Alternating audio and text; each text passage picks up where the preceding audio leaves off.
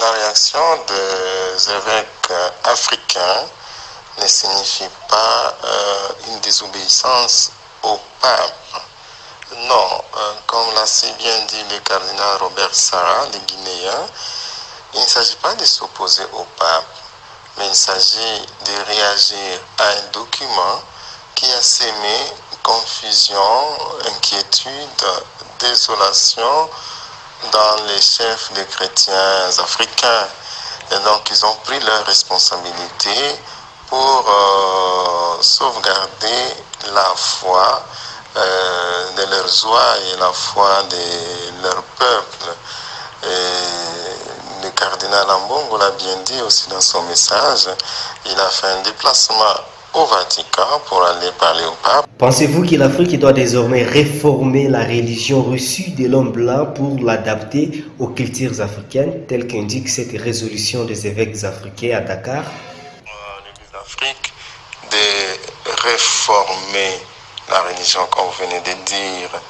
Mais il s'agit pour l'Église d'Afrique de vivre ce qu'on appelle dans le langage théologique l'inculturation.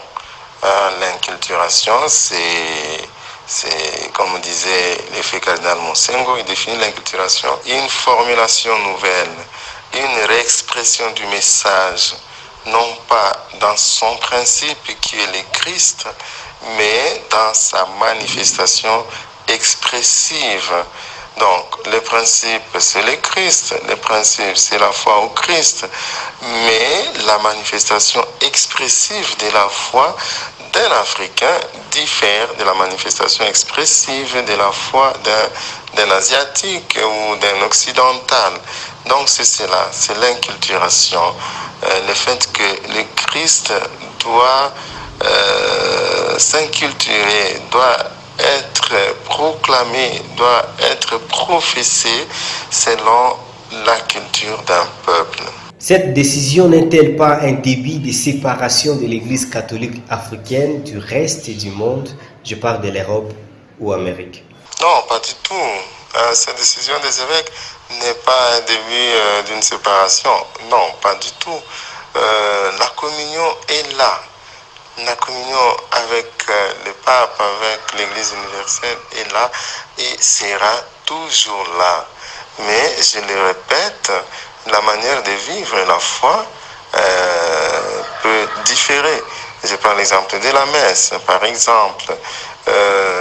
Notre façon de célébrer la messe, les rites est le même, mais au Congo, on a les rites romains pour le diocèse du Congo, appelé rite congolais, et c'est différent. Ça ne signifie pas que nous nous séparons de l'Église universelle. Qu'est-ce que les chrétiens catholiques africains en général et congolais plus particulièrement boyomais peuvent retenir comme message à travers cet acte des hommes de Dieu africains? Oui, les chrétiens africains en général, et puis congolais, boyomais en particulier, doivent retenir ces principes qui a toujours régi l'Afrique, l'aspect d'autonomie et de communion dans la praxis africaine de recours à Rome. Depuis les vieux temps, dans l'histoire de l'Église, à l'époque de Saint-Cyprien, ça a toujours existé.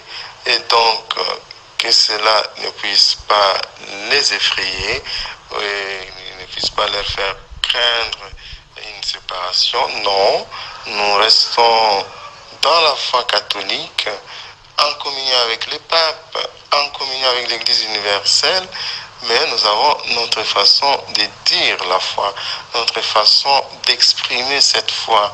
La communion, elle est là.